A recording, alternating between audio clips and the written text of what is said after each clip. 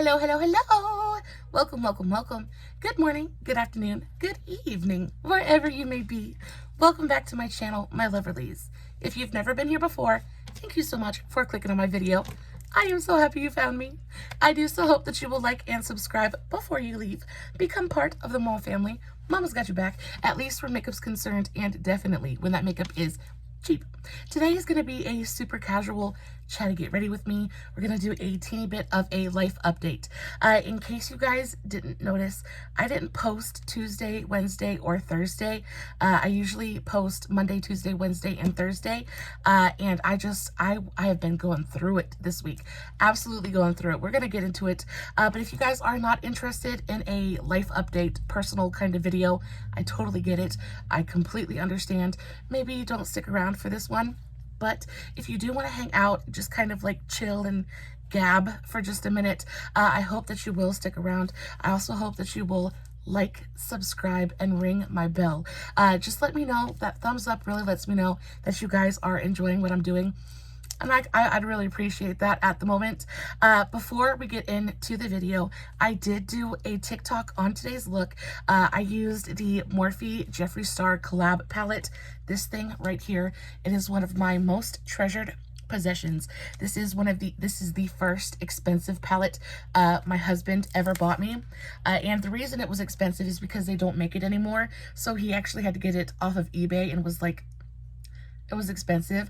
He got me this and the brush set, and I have the brush set hidden away somewhere. I never ever use it because, again, I'm terrified to destroy them.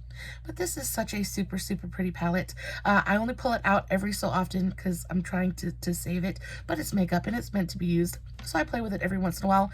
But the silver in this palette is one of the prettiest silvers ever made. I think the quality of this palette is some of the best Morphe quality I have ever used. They're phenomenal. So, so good. So yeah, I love this palette. So I used this today, plus I think the packaging is just so adorable. If you guys are interested, I will have the link for the TikTok in the description box below, along with all the products that I'm going to be using in today's video, and along with all the other links to all my other socials, Facebook, Instagram, all that good stuff. If you have a question about anything that I'm using or how I'm using it, all you have to do is shoot me a comment and I will get back to you. Before I get into the video as well, if you guys enjoy the content, please make sure that you like, subscribe, and ring my bell. I know that not everybody is clicking on the notification bell, turning on the notifications. And if you want to come back and see me again, definitely turn on the notifications so we can hang out again in the near future. Okay, so diving into the meat of today's video. I've been going through it this week. It has not been a great week for me. So if you guys have been here before, you will know that my dad recently passed, and it's been a little over a month ago now. And prior to my dad passing, I had gone no contact because my parents were not great parents. My mother's still not a great parent. But my parents were they were addicts and not great people. They were narcissists, classic, just terrible parents, right? And because of that, there is a very weird but very real kind of mind screw that goes with being their daughter. And it was always about manipulation, and it was always about, I just can't even get into it, right? But it was always a manipulation. There was always an ulterior motive. Every single time, without fail, there was always something else, right? You were never getting the full story. And because of that, I made it a point to be incredibly honest with my siblings. And I promised that I was never going to do the lying stuff. I promised that I was never going to have a relationship with them just because I wanted something, things like that, right? And in return, I thought that they were going to be that way as well. Well, when my dad passed, and it's like when stuff like that happens, I feel like true colors come out, right? And so my dad passed, and everybody was like, family, family, family. Everybody was really sad, and everybody was grieving. So everybody was like, you know, he's gone, we just need to be a family again, and things like that. And I feel like that's pretty common for right after you experience a loss like that.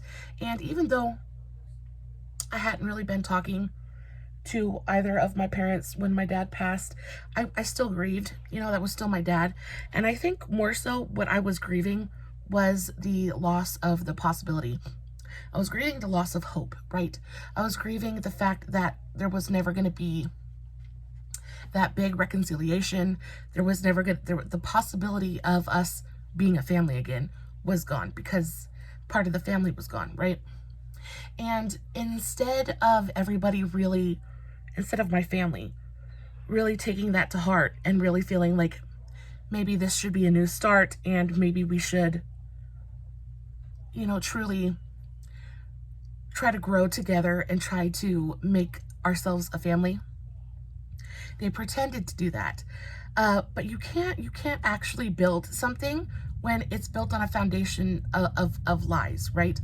And I thought everything was fine, and then come to find out that they had a memorial for my dad. Now, before this happened, my mom had gotten upset.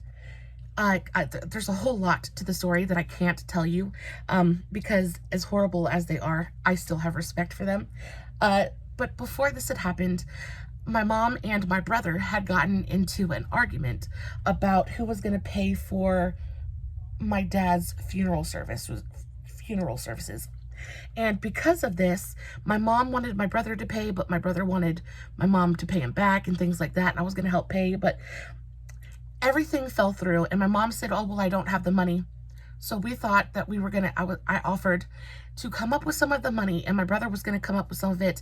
And because I hadn't got to see my dad before he passed, and I was going to get to go and say goodbye to him. We weren't going to be able to have like a memorial service or like a funeral or anything like that, but I would have been able to at least go and say goodbye.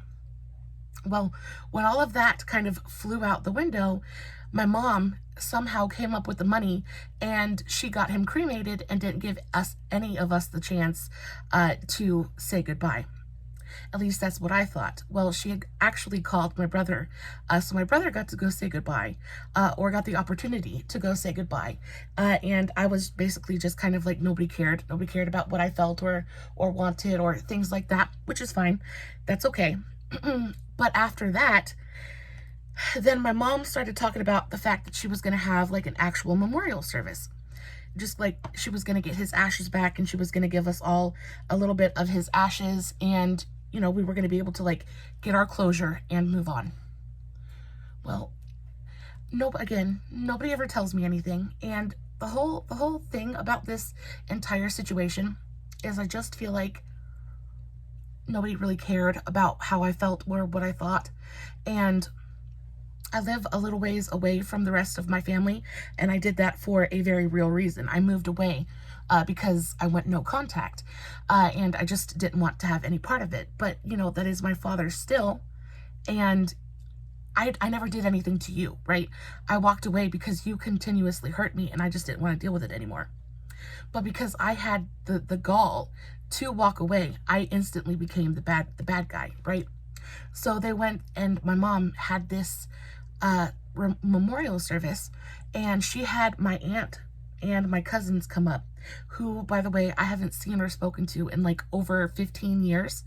And they all came up, and my sister, who I thought was my friend, this is the big part that really kind of like, I'm trauma dumping, and I'm so sorry. My sister, who I thought was my friend, she ended up calling me, and she was like, oh yeah, we're all getting together, everybody's here, mom's giving out, you know, mom's really grieving, we're all just here to say goodbye. And then they go on to tell me that, oh, we tried to call you and text you and let you know what was going on, you just didn't answer the phone. Y'all, I am here to tell you right now that if they would have called and texted and told me that they were having a memorial service for my father, whether I liked the man or not, I would have been there. I would have been there to say goodbye, and they didn't. So again, they're still gaslighting me. They're still manipulating me, but I let it go. I let it go. And then the next day, but anyway, they have a memorial service, and everybody's, oh, I love you, and we're just going to be family, and we're going to let the past be the past, and we're going to, we're going to be like a real family now. And of course, I'm grieving, and I feel hurt, and I feel alone, and I feel left out. So I fall for it, hook, line, and sinker, like I do every single time. Every single time I fall for it. And because nobody let me know that they were having the memorial service, I had no idea that my mom had bought a necklace. And it's like this a kind of necklace that you put the ashes in so you can carry around a piece of your loved one with you. Well, apparently, she had given my sister this necklace. And the reason I found out about it is because my sister posted about it the next day. And she was like, until I see you again. Anyway, she did a post about it. And I was like, well, hold them close for all of us, Not with any real malice, because at this point, I really just didn't care, I thought it was nice, right? I was like, hold him close for all of us. We all miss him anyway. And then she calls me right after. And she's like, I'm going to delete your comment. And I was like, what? Why would you delete my comment? I was like, I literally said, hold them close for all of us, right? It's literally all I said. She said, I'm going to delete your comment because I don't like the tone. I said, excuse me? And she said, well, mom's got one for you. She just wants to give it to you herself. Now, mind you, my mother hasn't called me not a single time during this entire thing.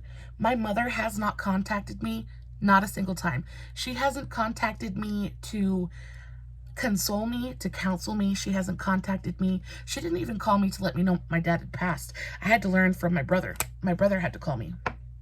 So yeah, that was special. So she's like, yeah, mom has one for you. She's going to give it to you, but I'm going to delete yours because, what will people think, right? Because that's what my sister cares about, is what people think. And I've never been one to really bother with that very much, because I'm going to do what is best for me and my family. And if you don't like it, you don't have to be here. So she deleted my comment. And then she told me, well, I'm going to go, because I was sad, of course, because again, I feel like I've been left out, and I feel like nobody is taking the way that I feel into consideration. So I was like, Nick, my sister, she was like, I'm going to come out tomorrow. You're sad. You're not feeling good. I'm going to come out tomorrow. I'll bring you the necklace, and we'll have lunch, and we'll just grieve together. Right. And again, during this entire time, I have not grieved with anyone. I have been by myself the entire time. I am so blessed that I have such a wonderful son and a wonderful husband, who have been helping me through it as best as they can. But neither one of my siblings, my brother had a memorial service that, I wasn't invited to. And again, the only reason that I've never done anything to anyone.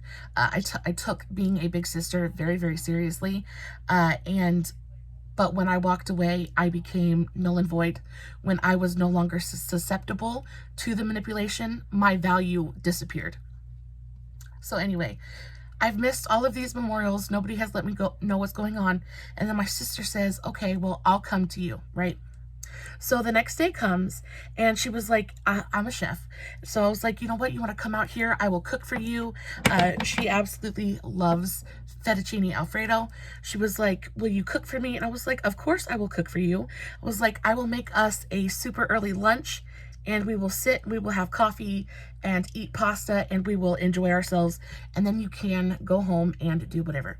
Now, during this entire time, I don't have a vehicle. My vehicle is in the shop right now, which again is just kind of exacerbating. I don't know if that's a word or not. It's just making everything worse because I'm stuck at home. And I kind of feel like my sky is falling anyway. I just feel like everything bad is happening all at one time. We've all been there, right?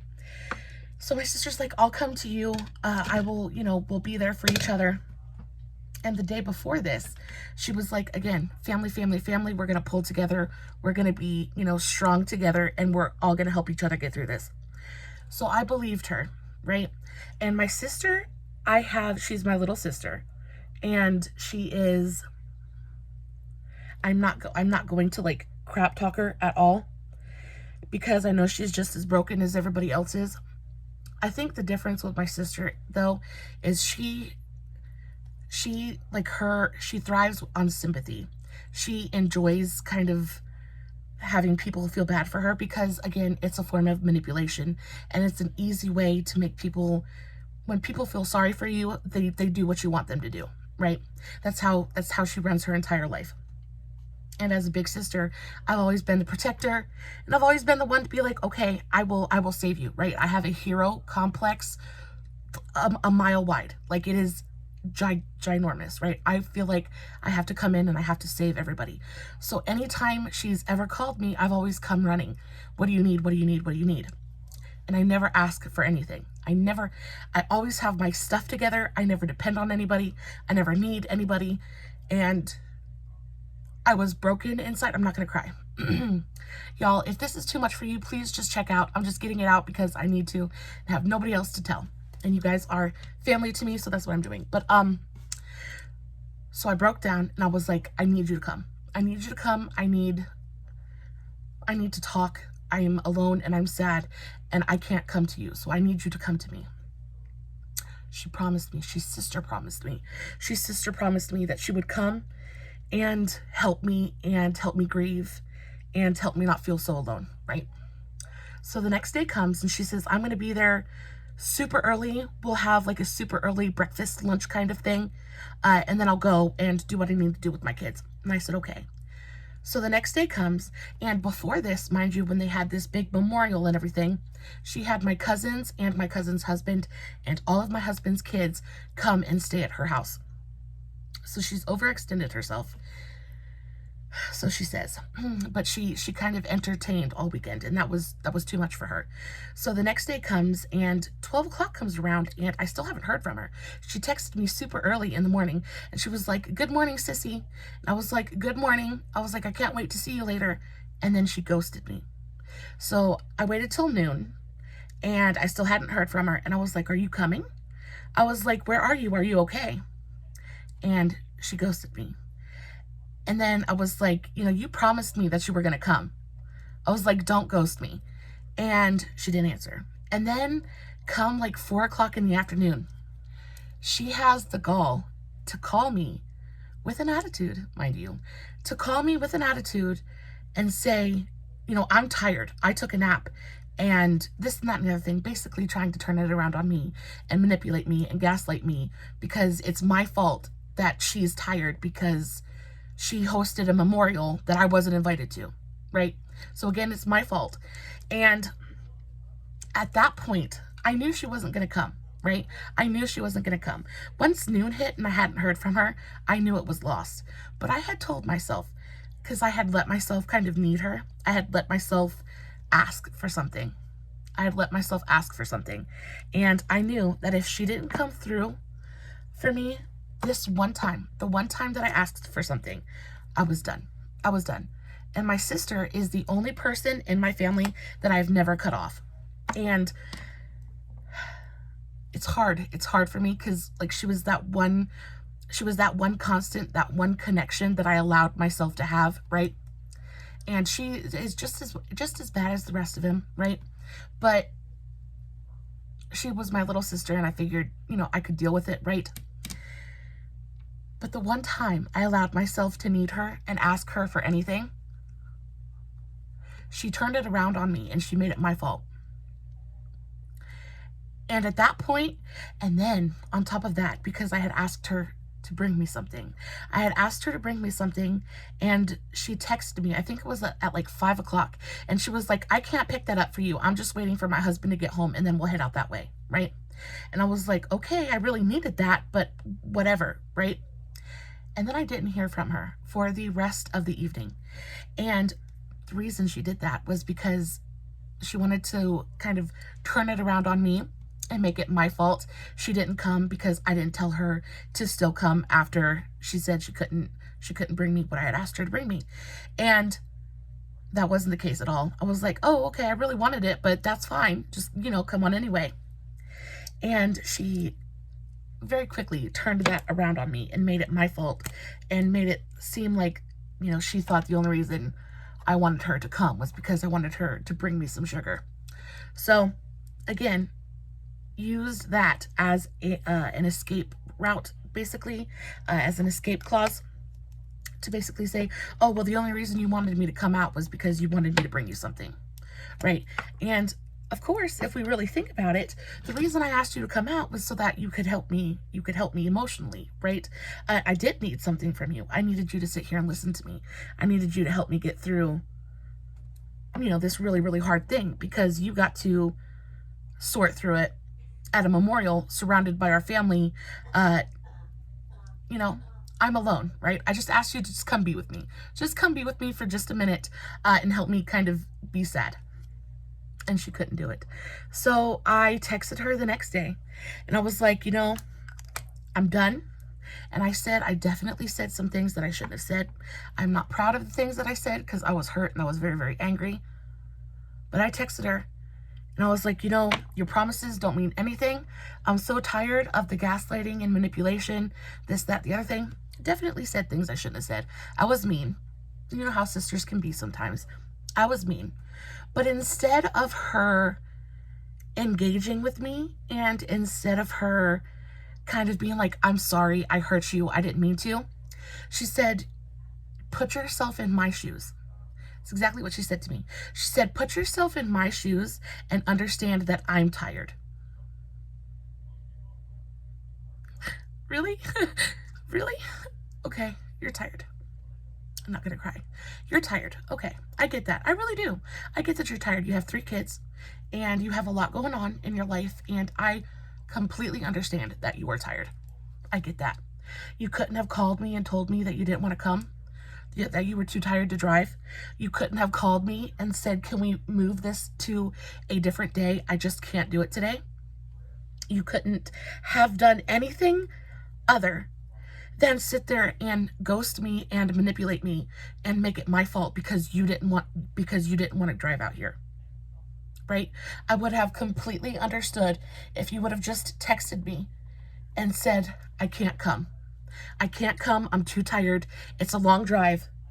Can we just do it tomorrow? I would have understood. I would have been sad and I would have been heartbroken. And, you know, I probably, you know, wouldn't have been like, oh, it's okay. You know, it's so great. It doesn't matter. You know, I would have been sad and I would have been a little bit upset, but I would have understood, right? Because I don't want you to hurt yourself driving out here because you're tired. But instead of you doing that, instead of you being honest with me, and instead of you just kind of like, just telling me the truth. That's all I asked for. Just tell me the truth. You gaslit and manipulated me, and instead made it my fault that, anyway, it doesn't matter. She texted me and she was like, put yourself in my shoes. I'm tired. You shouldn't expect that much of me. I literally don't expect anything from you. I don't expect anything from you. You offered to come out here. You offered to come out here and I accepted your offer, right? You were going to come help me grieve. But instead of any of that, she texted me, put that message. So I was like, you know what? I'm so done. I am so done with you. I'm so done with everyone else. I am just done. So I texted her and I texted her a message and I was like, you know, you taught me a lesson today and I am very, very grateful that now I really, truly the clouds have parted and I really understand who you are as a person. It has been an invaluable experience and I'm done with you. Forget my number, basically. I'm done. And she texted me back and she was like, if you want to be that and if you want to overreact like that, blah, blah, blah, blah. Anyway, classic narcissistic, manipulative behavior, right? So then I was done. And then I get a text from my aunt, whom, again, I haven't even spoken to in over 15 years at this point. But of course, my sister is all very chummy with her because my aunt has money and that's what my sister cares about. And so I get a text from my aunt, and apparently my sister sent my aunt a screenshot of my text message. And because my sister, again, very much enjoys sympathy, and I'm not judging her for it. I understand whatever gets you through the day, you got to do what you got to do. But instead of realizing that maybe my sister was in the wrong, my sister spun it that I was overreacting because I had asked her to come out here and grieve with me. And she sent a copy of my text message, like a screenshot, to my aunt, who then called me and tried to chastise me. And in order for you to chastise someone, you have to have some kind of a role of authority in that person's life. And I don't know my aunt. I don't know any of my family. My sister was legitimately the only person that I talked to. And I don't know you. I don't know you. So you want to call me and you want to say, well, you shouldn't be doing this to your sister. You need to be friends with your sister. And this, that, and the other thing, basically telling me that I'm a turd and that I shouldn't have done that. And the first thing that came to my mind was, where were you? Where were you when I needed help? Where were you when everybody was stepping on me? Who do you think you are to sit here and chastise me for standing up for myself, first of all, for being disrespected and for being lied to and manipulated. And then you're going to text me or you're going to call me and you're going to tell me that the way I handled things was wrong because I got upset. I haven't heard from you in 15 years. I literally don't know who you are.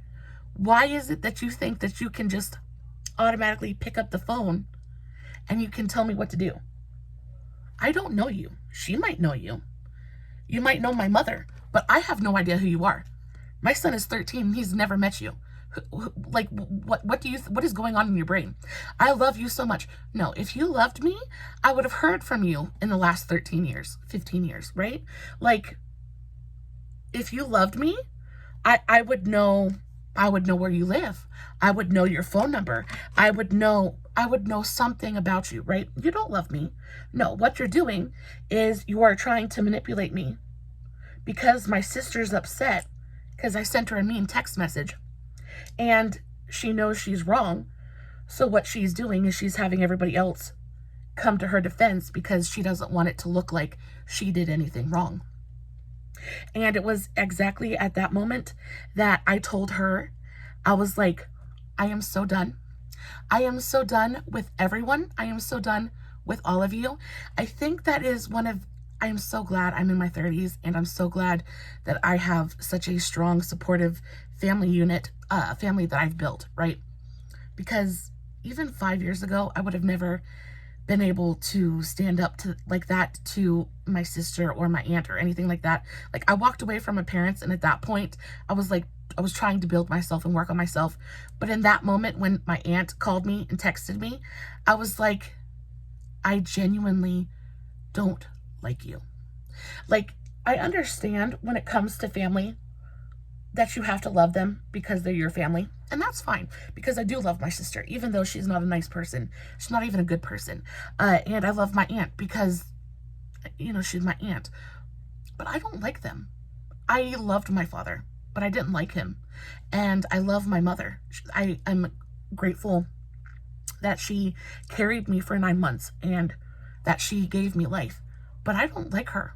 I don't like her, and I don't have to like her. She doesn't have to be a part of my life just because she's my mother. There is a certain point where we as people have to realize that our elders don't deserve respect just because they're our elders. If you don't respect me, I'm not going to respect you, that kind of thing. And it was truly a wake up moment for me. And I felt like such a weight had been lifted off of me in that moment, because I finally understood that I didn't need them, right? Because they weren't bringing anything to my life anyway, except pain and remembrance, reminding me why I walked away from my parents in the first place, right? I was tired of the manipulation. I was tired of always being the bad guy. I was tired of never being enough or good enough or whatever. And, unfortunately, I feel really bad for my sister, because she is doing exactly the same thing that my parents did, and she's doing it to her children, and there's absolutely nothing that I can do about it. And even to say something, even to gently bring it up, is she instantly just kind of goes into attack mode, right? And I've always overlooked it because she was my little sister, and it was my job to just be there and support her. But you don't have to support people who don't support you. You don't have to be Superman for everybody. And it was kind of like that aha moment that I was so incredibly grateful for. I was so grateful because it let me walk away. It let me let go of the pain. Oh my goodness gracious. The blush just flew out. I love Shop Miss A, but y'all need to work on your packaging. Anyway, I guess I'm going to use something different. We'll just set the face and use a different blush. But at a certain point, you can just walk away. You can just say, you know what? You're not bringing anything positive to my life. And as much as you are my family, and as much as I will always love you, I can't have you in my life anymore. So that's what I said to my sister. I texted her back after I had gotten off the phone with my aunt, and literally the only thing I said to my aunt was exactly what I just said. I don't need to be friends with, or, you know, I said, I don't need to be friends with people that I don't like and that don't bring anything positive into my life. I was like, I hope that you guys build the family that you so desperately want. I was like, but I don't want to be a part of it. Because that's the whole thing. Hook, line, and sinker, right? Is family. And I feel like that's how manipulative people get you to do things that they want you to do, is they find that one thing that they know is important to you. I've always wanted a family. I've always wanted a big, beautiful family. I've always wanted to be able to, for my children to have grandparents and aunts and uncles and nieces and things like that. So they find that thing that is super, super important to you, and they use it as a weapon. They use that to force your compliance. And I just had to realize that I already have a family. I have the family that I've built. I am surrounded day in and day out by the two men that love me the most in the world, the one that I married and the one that I made, right? And that's all I really need. I don't need anything else. Everything else is just a bonus. And it's not a bonus when it's painful, right? It's not a bonus when the only thing it does is cause you pain. So I just walked away.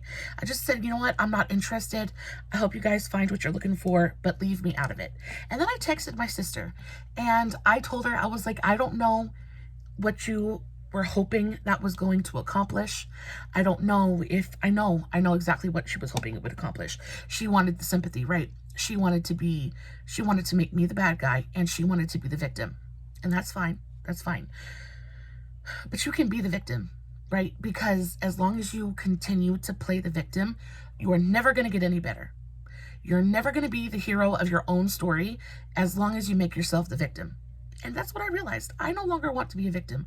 I no longer want to be the bad guy in her story. I just don't want to be in her story, period. I don't want her to be in her story. I don't want her to be in mine. And I'm hoping that at some point down the line, she can understand and realize that the way that she behaves and the way that she acts towards people isn't acceptable. But if I'm being honest, my dad never realized it.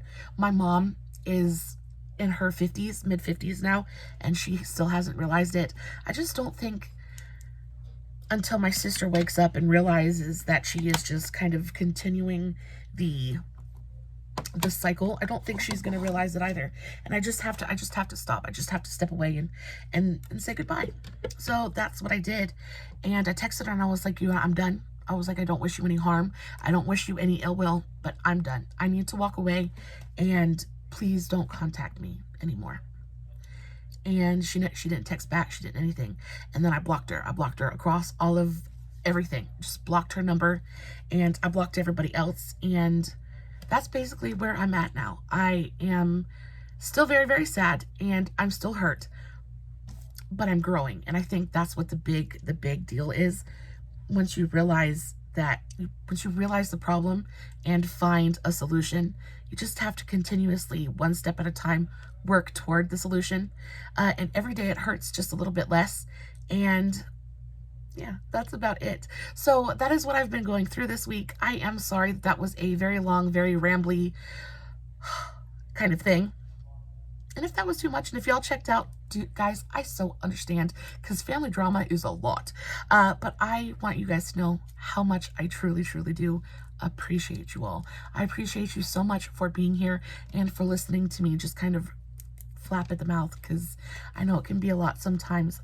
I want you to know that I appreciate you. I adore you. You guys are a very, very bright light in my life, and I am looking very much forward to putting out some really fantastic videos in the next couple of weeks. I've got some really great ideas planned, some really great videos planned, so I do hope that you will stick around. And if you guys are going through anything similar in your own lives, please remember that you are the hero of your own story. Don't let yourself be a victim. Don't let yourself be a victim of the cycle, right, of how you were raised and just kind of continuing that cycle, because that's what you know. You can always learn to do new things, right? You can always walk away. You can always break the circle. And if you are experiencing problems like that with your family, I know it is so, so painful to say no. And I know that it is so painful to just walk away. But it is nothing compared to the pain that they're going to cause you in the long run. It is okay to put yourself first. It is okay to put your mental health first. And it is okay to say, I can't do it anymore. It's something I'm learning, and it's something that I'm very, very happy to have kind of like discovered. And if you're going through a similar situation, I will pray for you. I'm sending you love, light, hugs, and kisses. And I hope that you find your own solution very, very soon. Guys, I didn't finish my makeup, but I will finish it, and I will post finished pictures over on Instagram and Facebook. The links for all that will be in the description box below, along with all the products that I used in today's video. I'm going to have to go find that blush. It literally just flung out of my hand, so we're going to have to go find that. I really hope that it didn't bust and like splash everywhere. Anyway, as always, no filters, no edits, no fancy lighting. It's just me sitting in front of my camera doing some makeup, talking to y'all about my woes, hoping you guys are enjoying what I'm doing. And until next time, stay safe, take care of yourselves, and remember, you are important. Bye.